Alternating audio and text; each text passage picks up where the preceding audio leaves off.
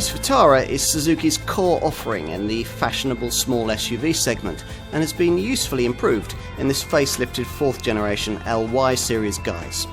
The engine range has been completely updated, plus style and safety have both been further enhanced. As before, a bit of substance has been mixed in with the style here, especially if you opt for one of the ALLGRIP 4-wheel drive versions. And the resulting package continues to be a strong class contender.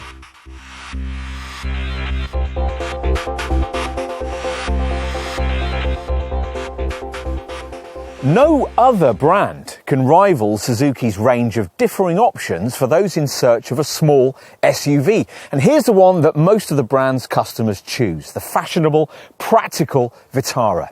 This particular one's a usefully improved version of the successful 4th generation LY series model. It's an important car too. When the Japanese maker first launched this Mark IV design back in 2015, competition was relatively scarce in the small SUV segment. Now, virtually every mainstream brand has a little Super Mini-based Duke genre crossover. Suzuki, though, goes further. For those in search of such a car, it also offers the rugged Jimny, the more city-orientated Ignis, and the surprisingly spacious, family-friendly SX4 S-Cross. The Vitara offers the best bits of all these models combined into a package that quite a few customers have found to be quite appealing.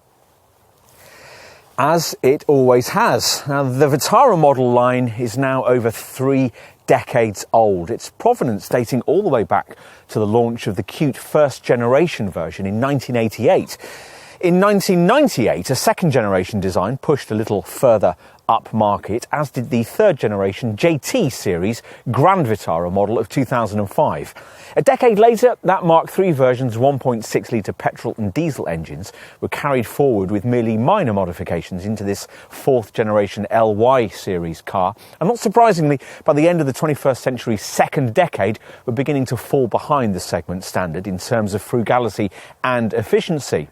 With this Mark IV model's facelift, announced late in 2018, Suzuki took the opportunity to fully replace those 2 core power plants and update much else besides. Now, all variants are petrol-powered and feature the company's turbocharged booster jet technology in 1 litre and 1.4 litre forms, with both units promising greater frugality, lower emissions and improved mid-range pulling power.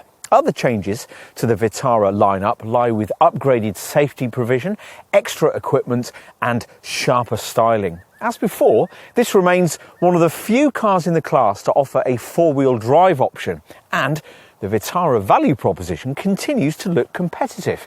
It all sounds quite promising. Time to put this car to the test.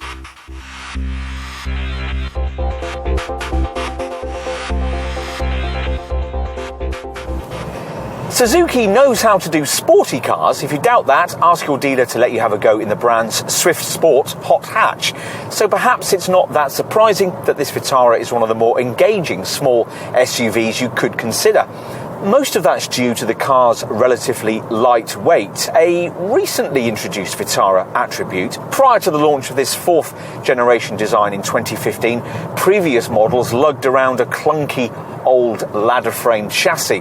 This one gets a much more sophisticated TECT, or Total Effective Control technology platform, which uses lots of high-strength, lightweight steel.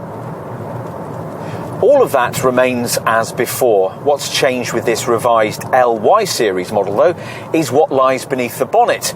With the original version of this Mark IV design, almost all buyers chose between a couple of 1.6 litre engines, a normally aspirated petrol unit and a turbo diesel, both developing 120 PS.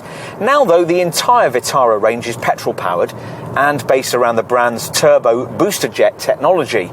It features in an entry-level 3-cylinder 1-litre unit and in the 4-cylinder 1.4-litre power plant that we're trying here. If you're not planning to regularly venture very far afield in your Vitara, the 1-litre engine may actually be all you really need. This unit compensates for its diminutive size by using a tiny turbocharger to push out 111 PS and 170 Nm of pulling power. For comparison, we'll tell you that the previous 1.6 litre normally aspirated engine developed only 156 newton meters of torque. In other words, the new base 1 litre booster jet unit will feel usefully more rapid through the gears if you're trading up to this updated model. This engine propelling the Vitara to 62 miles an hour in 11.5 seconds en route to a 111 mile per hour maximum. You can even select a little red and yellow power and torque readout in the instrument binnacle that'll show you just how much difference the booster jet's turbo is making as you accelerate through the gears. Just 5 ratios are provided with the 1 litre manual model. As an option on front-driven 3-cylinder versions, there's a 6-speed automatic, though with that variant, torque falls slightly to 160 newton meters. 3-cylinder engines of this type in compact models are normally characterised by a buzzy thrum, accompanied by vibrations through the steering wheel and gear stick. Some brands, Peugeot for example, have addressed this by fitting balancer shafts, but Suzuki's found a cheaper, simpler solution by deliberately unbalancing the crank counterweights. No, we didn't understand what that meant either, but we could more easily get our heads round the way that this measure turns side-to-side vibrations into vertical ones, which are in turn themselves dialed out with clever engine mounts. It works too, creating a much smoother delivery of power than you'd get from, say, a rival 1 litre EcoBoost powered Ford EcoSport. Thanks to the demise of diesel in the Vitara range, your only other engine option in this car is the 4-cylinder 1.4 litre booster jet engine we mentioned earlier, the one we're trying here. Here, as you'd expect, progress is more relaxed and more refined on the highway, but of course not quite as clean and economic. There's 140 PS on tap, and whatever your transmission choice, you get a useful 220 newton meters of torque. In a front-driven model, 62 miles an hour occupies 9.5 seconds on the way to a 124 mile an hour top speed, which is probably about as fast as you'd ever want to go in a car of this kind. Opting for the larger power plant doesn't get you any increase in towing capacity, which is rated at a very modest 1.2 tonnes for both engines. Robbed of the chance to improve that by specifying a diesel engine, caravanners are now likely to look elsewhere. As mentioned earlier, the Suzuki feels relatively agile through the bends by small SUV standards. The car's eager to change direction and body rolls decently controlled. You even get a welcome bit of initial bite from the steering when you first turn in, though unfortunately the response gets a bit vaguer the faster you go.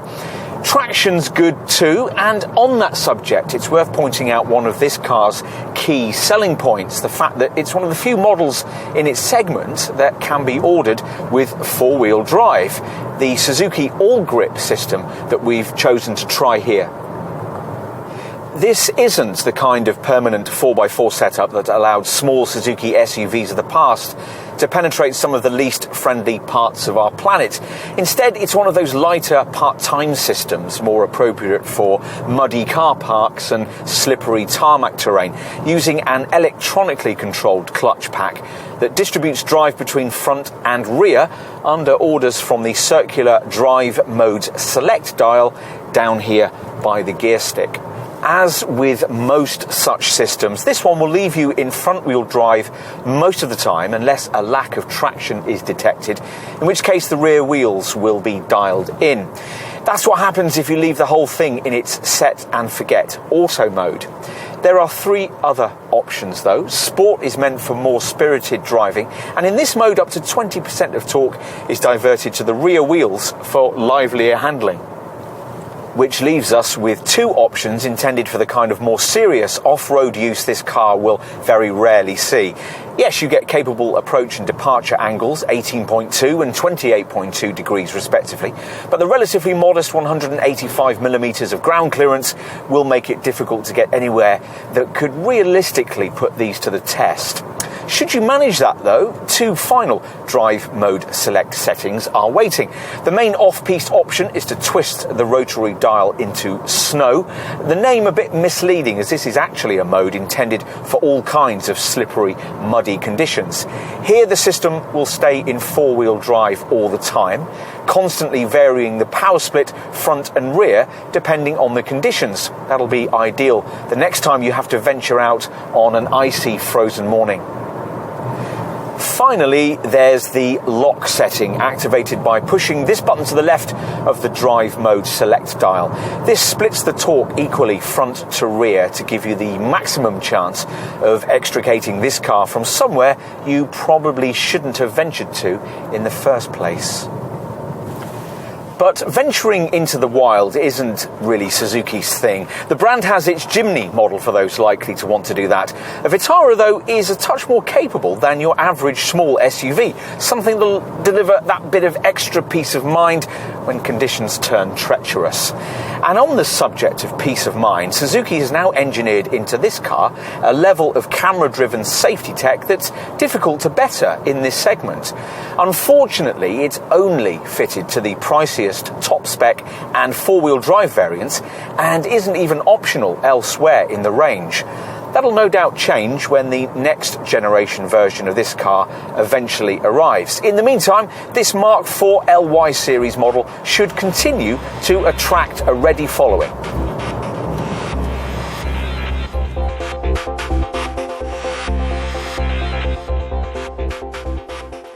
This may be a Vitara for a different age, but it's still very much a Vitara, even if it does only come with 5 doors these days.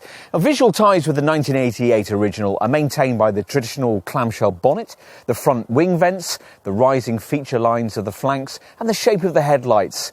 As you would expect, though, this is a more modern interpretation of what a car of this kind should be, and this facelifted 4th generation LY series model aims to emphasise this with a few carefully chosen styling updates. Most of these can be found here at the front, where the grille now features 6 vertical slats rather than the 2 horizontal ones used previously. This lower trapezoidally shaped central section to the bumper has been redesigned too. As before, sculpted fog lamp housings sit either side of it, next to the fashionably vertical daytime running lights that add an extra overtaking presence. From the side, little has changed. As before, most Vitaras will be ordered with this black pearl metallic contrast colour roof, while the lower part of the profile continues to feature 2 key feature lines. One gently rises from front to rear at waist level, while the other lower crease begins at the front wheel arch, then curves up into the rear flanks. The entry-level variant that few consider gets 16-inch wheels, but otherwise this Suzuki favours 17-inch rims, offered either in silver painted form or with this smarter, polished finish. At the rear, the revised tail lamps now feature a more distinctive LED display, and the lamp in the centre of this under-bumper section is now a reversing light. Of course, as usual, what's more important is the stuff you can't see, namely this model's stiff, sophisticated TECT platform designed around what Suzuki calls total effective control technology. This uses lots of high-strength steel to make the structure very strong, but also low in weight, which is the main reason why this Vitara weighs relatively little by class standards. Its curb weight can tip the scales at as little as 1,160 kilos, which, to give you some perspective, is 120 kilos lighter than a comparable Ford EcoSport, and fully 265 kilos, or the weight of an entire family, lighter than an entry-level Vauxhall Mokka X.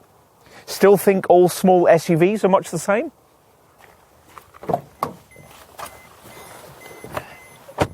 Time to take a seat up front. Now, in this sector of the market, manufacturers tend either to produce a properly premium-feeling cabin, like that in, say, a Mazda CX-3 or a Volkswagen T-Cross, or they disguise the hard, lower-grade plastics necessary to achieve an affordable asking price with a kind of clever, eye-catching design you'd find in, say, a Nissan Juke or a Fiat 500X.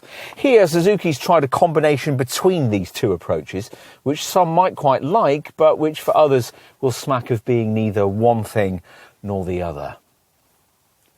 This top-spec Z5 model certainly appears at first glance to be quite plush, with suede fabric used for the seat upholstery and the doors. But when we first tested this car back in 2015, we commented that there was much less of a quality feel further down the range, with the more affordable variants that most customers will choose. To try and improve things in that regard, Suzuki's upgraded the seat upholstery fabric across the lineup and given the upper part of the instrument panel a smarter, soft-touch finish. To be frank though, more than that was really needed if Suzuki was going to give this cabin any kind of really premium feel. Still, everything appears to be of reasonable quality, and the various fixtures and fittings appear to have been decently screwed together by the Hungarian factory.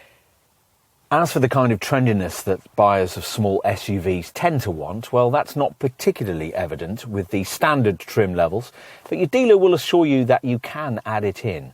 The trim around the gear stick, the rings around the air vents and clock, even the steering wheel and the gear knob can all feature a piano black finish, or, if you're feeling really brave, all these areas can be trimmed in either orange, turquoise, white or red. Such token efforts at trendiness will probably be enough to satisfy buyers shopping at the lower end of the range, but folk interested in much pricier variants like this one may be less forgiving.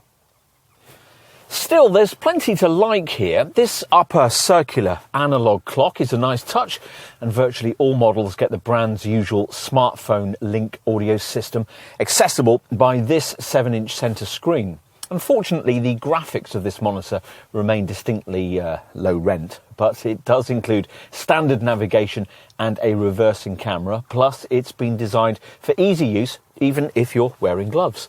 There's an incorporated DAB audio system too, though it's a pity that you don't get proper knobs and buttons to control it. Still, the steering wheel switchgear alleviates much of the need you'd otherwise have to stab away at the touchscreen. We like the driving position. It's commandingly high set for a start, which isn't something you can take for granted on a small SUV these days. All-round visibility is, as a result, very good, which will make it easy to transition into this car from a conventional small hatchback. We'd like to have seen lumbar support, at least as an option for the driver's seat, a chair that could do with a bit of extra side bolstering, but it positions you comfortably in front of the reach and rake adjustable 3-spoke wheel, through which you view a revised instrument cluster. This now features a much improved central colour display positioned between the two main instrument dials, which shows an impressive variety of options. The fuel economy stuff is quite useful, but will typical Vitara buyers really need a G-force motion meter, or these curiously presented red and yellow power and torque readouts? Or indeed the graphically streaming displays showing acceleration intensity and braking force in real time? Apparently, Suzuki thinks they will. Oddment space is reasonably well provided for, with properly sized door pockets, a decently shaped glove box and a pair of cup holders in the centre console next to the thankfully conventional handbrake. There's also a useful storage area in front of the gear lever that'll be ideal for your smartphone, especially as USB and 12-volt points lie close by. It's a pity, though, that there's no option to charge it out of sight in this deep storage box between the seats. There's also an open cubby by the driver's right knee and an overhead storage compartment for your sunglasses. Let's take a seat in the back. Now, it certainly ought to help here that this Vitara is one of the larger small SUVs you can buy. It's 4,175mm length, making it, for example, 40mm longer than a Nissan Juke and 53mm longer than a Renault Captur. That also makes the rear compartment a little more comfortable than you might expect from a class of car essentially based upon the underpinnings of a city runabout. As indeed it does. Now, you certainly couldn't call this rear seat spacious, but for sure there's more legroom than you'd probably expect from a compact crossover.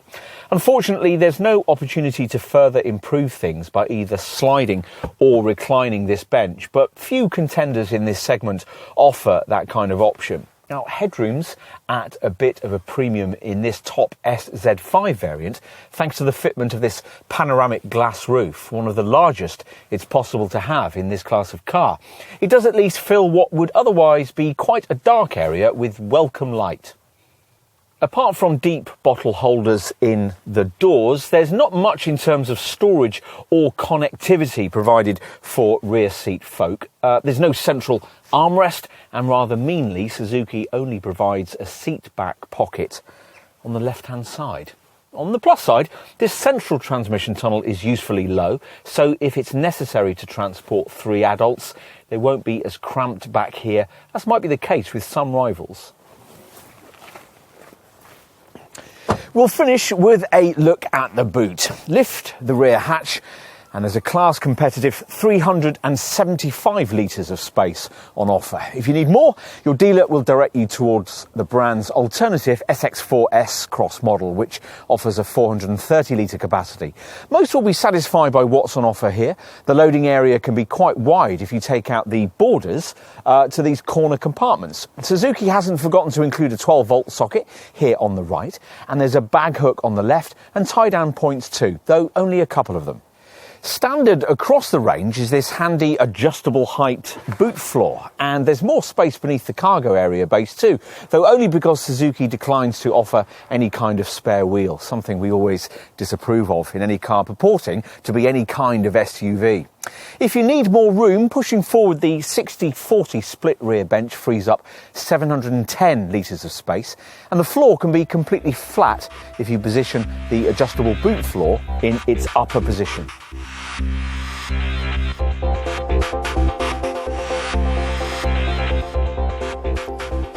The Vitara lineup's price span ranges from £17,000 to £26,000, so it remains one of the better value small SUVs you could consider, especially so when you take into account that it's one of the larger contenders amongst Super Mini-based crossovers in this segment.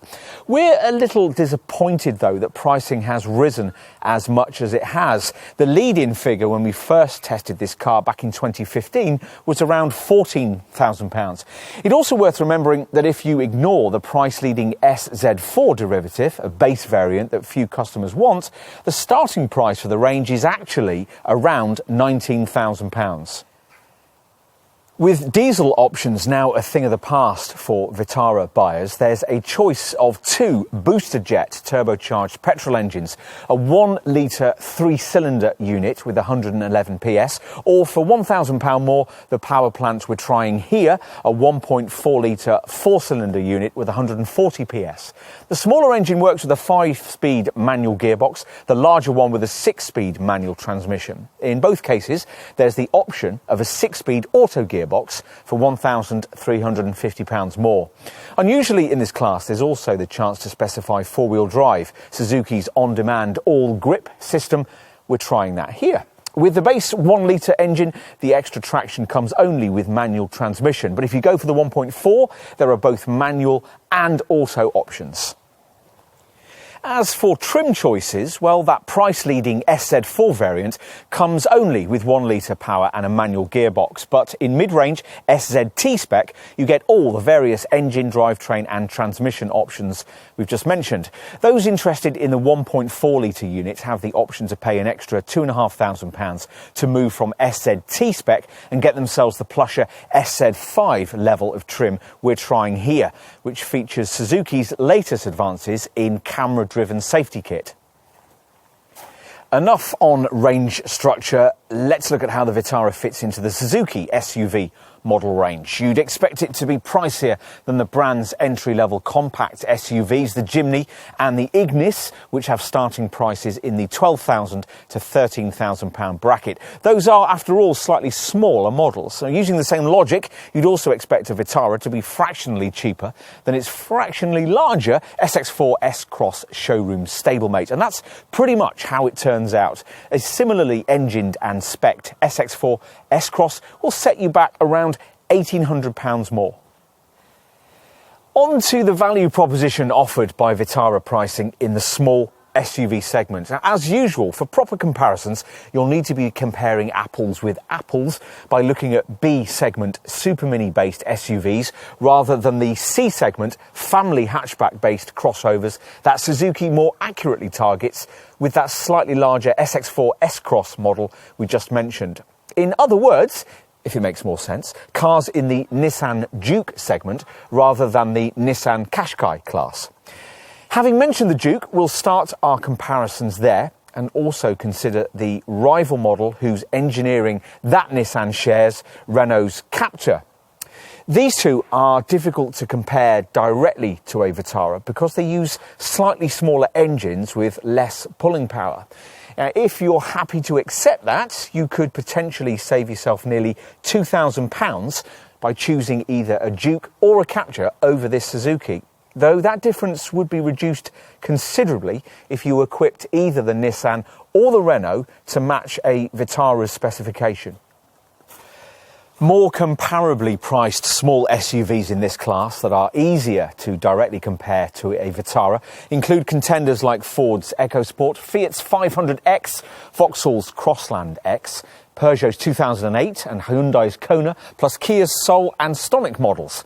In addition, you'll also find Citroen's C3 Aircross to be similarly priced if you insist on having the kind of properly modern small turbo engine beneath the bonnet that you'd need for accurate comparison with this Suzuki.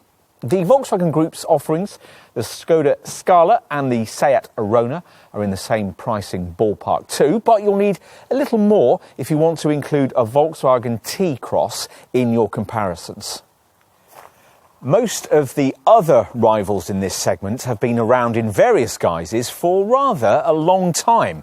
Both Mitsubishi's ASX and Vauxhall's Mokka X will feel clunkier to drive than this Suzuki, will cost more to run and won't save you much in their most mainstream comparable guises. And you'll be paying slightly more than Suzuki's asking here if you choose to go for comparable versions of segment rivals like Jeep's Renegade, Honda's HR-V or Mazda's CX-3.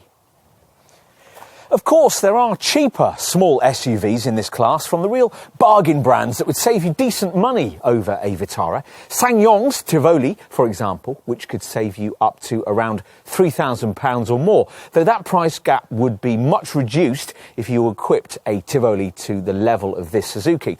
And much of the price difference that then remained would be eroded over the duration of your ownership period by the SsangYong's higher running costs and lower residuals. Broaden the scope of your search and you could even theoretically get yourself a comparable car of this kind in the really affordable £10,000 to £13,000 bracket if you went for a Dacia Duster, but that car's a much clunkier proposition for urban driving and costs significantly more to run. But let's get to the bottom line here, which is that whatever you pitch against it, the value proposition of this Suzuki will probably end up looking reasonably strong, especially once you've taken dealer offers into account. If, having considered all of this, you conclude that it is a Vitara that you really want, then you're going to need to know just how generous the Japanese brand has been when it comes to standard specification. Well, let's see. Even the most affordable 1-litre SZ4 variant gets alloy wheels of at least 16 inches in size, silver roof rails, front fog lamps, climate-controlled air conditioning with a pollen filter, cruise control with a speed limiter, electric mirrors, an alarm immobiliser, front and rear electric windows, and a decent quality 4-speaker CD stereo with Bluetooth, a USB input, and steering wheel controls. In fact, the only really key item missing is a proper spare wheel, though that does at least free up extra space below the useful adjustable boot floor. Another £2,000 over SZ4 spec will upgrade your Vitara to mid-range SZT trim and get you smarter 17-inch silver-painted alloy wheels, rear privacy glass, white-stitched upholstery and a rear parking camera that displays on a 7-inch colour infotainment touchscreen via which you access satellite navigation and a smartphone link audio system with a DAB tuner. As mentioned earlier, buyers wanting the 1.4 litre booster jet engine will also be offered this top SZ5 trim level, which includes the real niceties. Things like LED projector headlights, suede seat fabric, keyless entry, auto headlamps and wipers, power folding mirrors, front and rear parking sensors, a couple of tweeters for the audio system, and a polished finish for the 17-inch alloy wheels. There's also a huge panoramic sunroof that can fill the cabin with light and some key camera-driven electronic safety features that we'll cover in a minute. On to options and personalisation. Now, if you're a typical buyer and you've avoided entry-level trim, you'll probably like the idea of combining your chosen paint colour with this contrasting black pearl metallic roof. There are various optional 17-inch alloy wheel designs too. You might also want to consider one of Suzuki's exterior personalisation packs. There's an urban design pack that's very much style-led, as is the Kuro style pack, which themes exterior elements in black, and the Shiro style pack, which features exterior highlighting in black. Or you could go for a rugged design pack that makes the car look a touch more purposeful with embellishments like body side mouldings and a rear skid plate. You can also add chrome trimming to the door handles, the front bumper corners and around the tail lamps. There's a front grille trim set, an optional rear upper spoiler, and you can add silver skid plates to the front and rear. A side body moulding set is optional, and you can add garnishing at the base of the front A-pillars. Inside, there's the option of giving the cabin of your Vitara a more individual theme by colour coordinating different elements, the trim around the gear stick and the steering wheel, plus the rings around the air vents and the clock at the top of the centre console. There's also a black door sill trimming set and the option of adding leather finishing for the steering wheel and gear shift gaiter. As for practicalities, well, there's a luggage area carpet mat and various cargo trays that fit in the boot. You can also add a protective strip that guards against scratches on the rear loading sill. A tow bar is of course optional, and you might well want roof bars, which you'll need for the optional roof box and the roof carriers your dealer can provide for bikes, skis and snowboards. There are the usual mud flaps and carpet mats, and you can have a protective cover for the rear bench to guard against pet damage. Finally, a word about something that shouldn't cost extra or need to be personalised, basic standards of safety. And Suzuki agrees, hence this car's use of what the brand calls TECT, or Total Effective Control technology, a design approach based around the extensive use of ultra-high tensile steel for greater impact absorption. As a result, back in 2015, this car was awarded a 5-star Euro NCAP safety test rating. Certainly helping in that regard is the fact that this model's standard safety tally includes the driver's knee bag that many rivals make you do without. That's part of a kit list including twin front, side and curtain airbags, ISOFIX child seat fastenings, a pedestrian-friendly bonnet and tyre pressure monitoring system.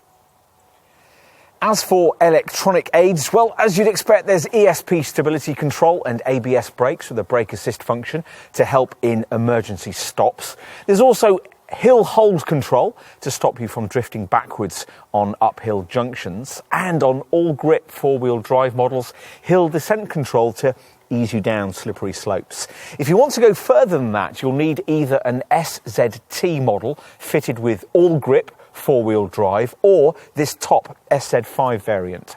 These derivatives get Suzuki's latest camera-driven safety technology as standard, a package of kit that disappointingly isn't offered as an option further down the range. If you can stretch to it, then you'll get yourself a setup that uses stereo cameras mounted either side of the interior rear-view mirror, these combining with a laser sensor to deliver 6 key features: autonomous braking, adaptive cruise control, rear cross traffic alert, a blind spot monitor, traffic sign recognition and lane departure warning.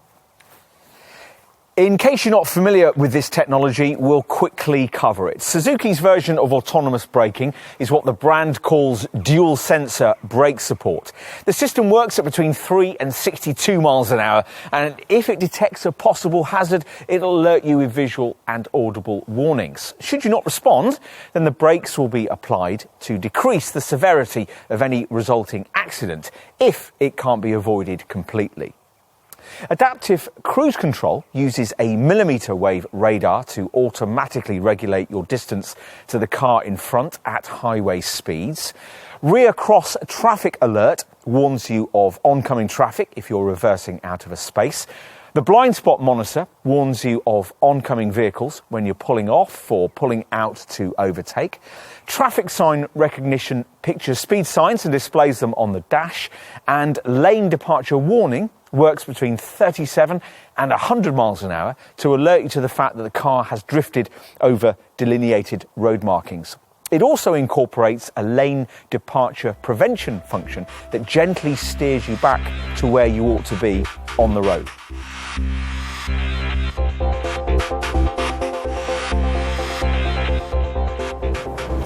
The idea of a small Duke genre crossover model is to provide lifestyle SUV-ness with near Super Mini style running costs.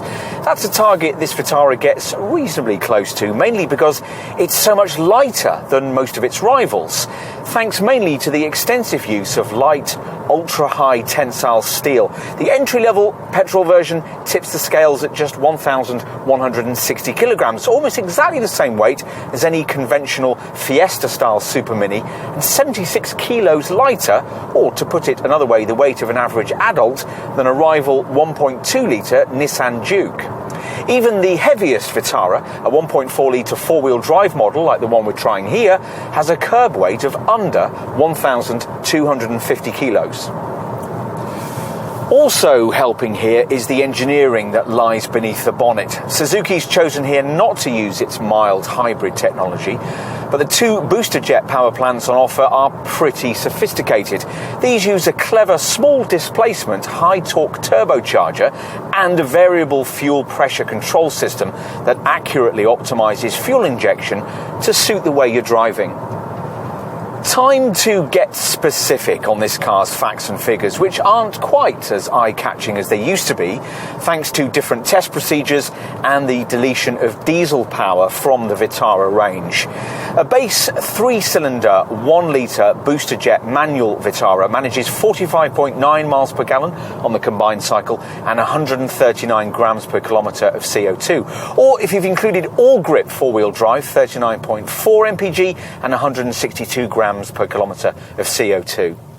For the 1.4-litre booster jet engine we're trying here, the figures for a front-driven manual model are 43.6 mpg on the combined cycle and 146 grams per kilometre of CO2. Or if you've included ALLGRIP four-wheel drive, 37.7 mpg and 169 grams per kilometre of CO2.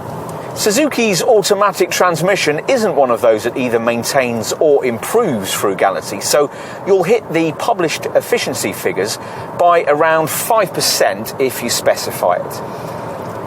All the figures we've just quoted are based on readings calculated using the latest WLTP cycle. That's the more real-world relevant, worldwide harmonised light vehicle test procedure.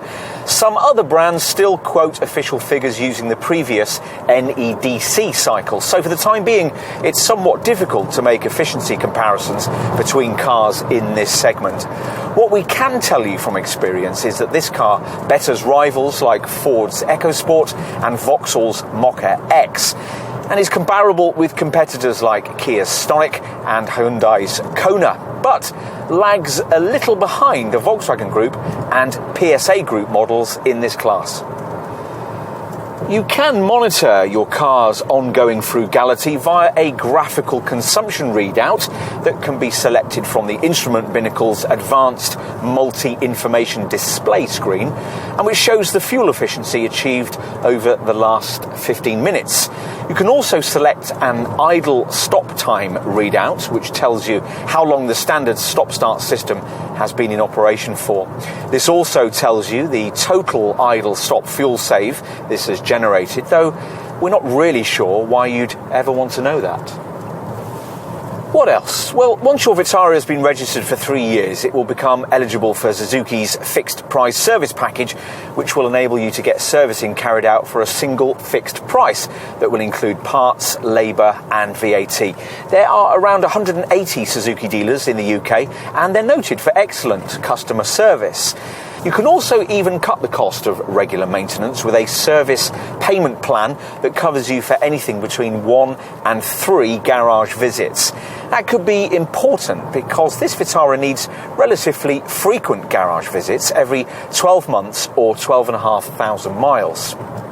On to insurance. Well, here you're looking at a 12E grouping for the 1 litre model. This 1.4 litre variant is rated at 17E in SZT form, or at either 17E or 19A in SZ5 guise.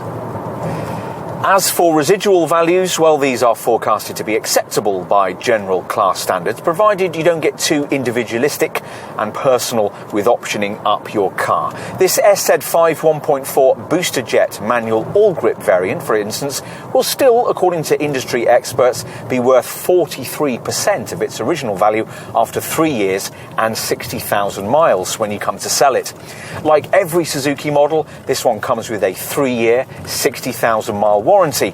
The brand maybe needs to think about extending this to match rivals now offering 4, 5 or even 7-year plans.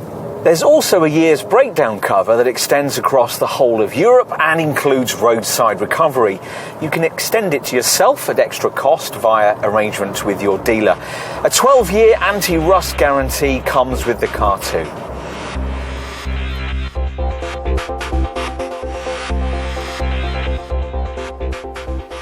Customers wanting a small SUV of this kind now have so much choice that for many of them it must be difficult to know where to start. If that's the case for you, then beginning your search by looking at a great all-rounder in this segment seems to make a lot of sense, and this improved Vitara is certainly that. In this film, we've looked at some of the reasons why. Take, for example, the extra space you get inside compared to key competitors like Nissan's Juke, and the high standards of specification that'll sugar the showroom proposition. If you regularly drive on potentially treacherous roads, it'll also matter that this Suzuki is one of the few SUVs in the class that can be ordered with four-wheel drive.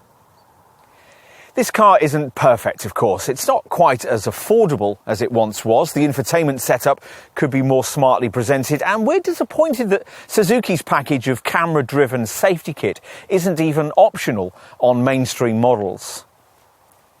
Otherwise, though, there's still plenty to like about a Vitara. The light curb weight delivers agile handling and competitive efficiency from the much improved range of booster jet engines. Plus, you still get plenty of scope for personalisation. This is, in other words, in every sense, a Vitara for the modern world. A car that's a little more than just a fashion statement.